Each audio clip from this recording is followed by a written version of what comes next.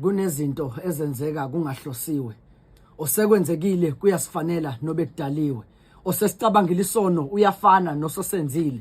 hlazi iphutha laba kumbumbi owakhohlwa ukufaka amehlo enhlizweni ngoba iboni noma seyisiphoseweni phakathi emlonyeni ngonyama ubisi olungena kabuhlungu emlonyeni onkonyane thina nje singabantwanyana singabazinyana bathi indlela ibuzwa kwabaphambili kanjani enganiningi labo selisemathuneni ngakho ke siyembula kanjani inhlabathi abayithwele ngesifuba sibabuza imibuzo yakhayo ngoba kunemibuzo evukayo ezinhlizweni zabaphilayo hlezi izimpendulo zahamba nombani owaduma phezulu usaboshwa yini owantshontsha uthando lwami enhlizweni kathandiweyo wami ngoba mhlala hamba kalivalelisanga nami ngabona ngokukhuphuka kwamagama nami ke ngafunda kwezami kwamina ngingakhalanga okanye ngingabalisanga kwazise ngase ngisele nethunga inkosazana ingasavelanga hlezi ilanga lalichaza ilanga lokushona kwelanga nomalanga sengibala amalanga uthando lwakho ngaligqiba emthangaleni nenkonzo yesikhumbuzo ngingasezi ukuyikhumbula ngoba yobichaza ukugwaza isilonda esesaphola ngethemba lokusipholisa uma ngisithethelele Cosi yaphela kwakuyisaga sezinganekwane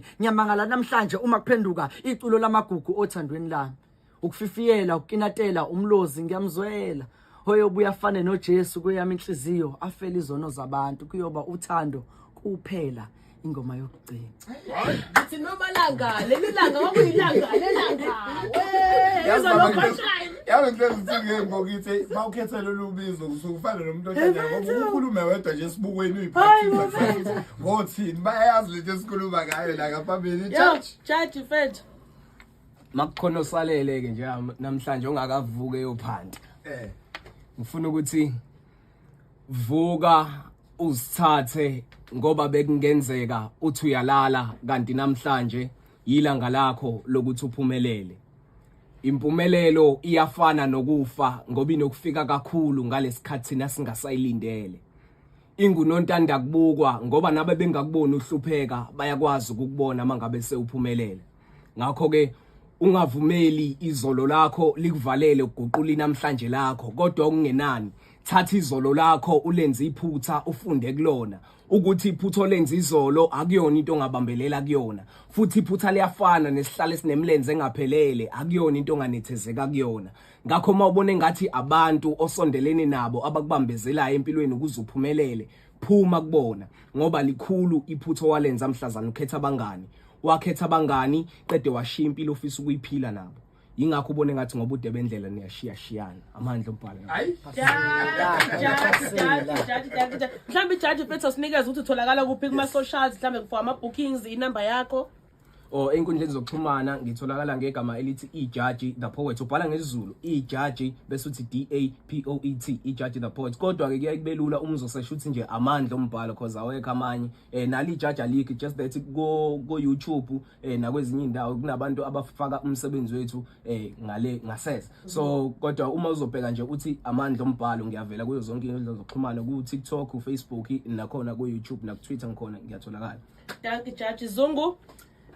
mina ngiyatholakala ku Facebook ngo S Zungu kuthi ku TikTok nakhona ngiyatexteka ngiuSbo_S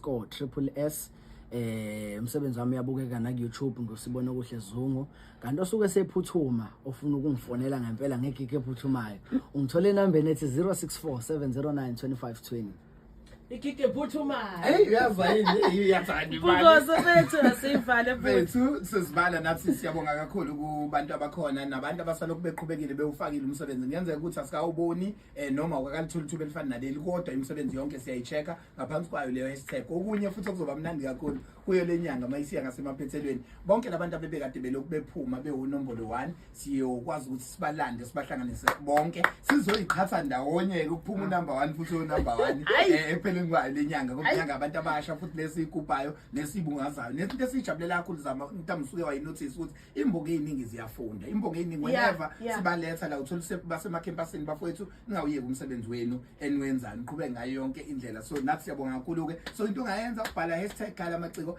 #jabulujule #KhoziFM ungangifoneli umsebenzi wakho sizowubona lapha ngoba connection bayinkinga sokuletha studio bese bengiyenzi ngendlela esuka ifanele so ukuthi umuntu balandele imigudu efanele siyabonga kakhulu ngethuba sesithetha lithola okunye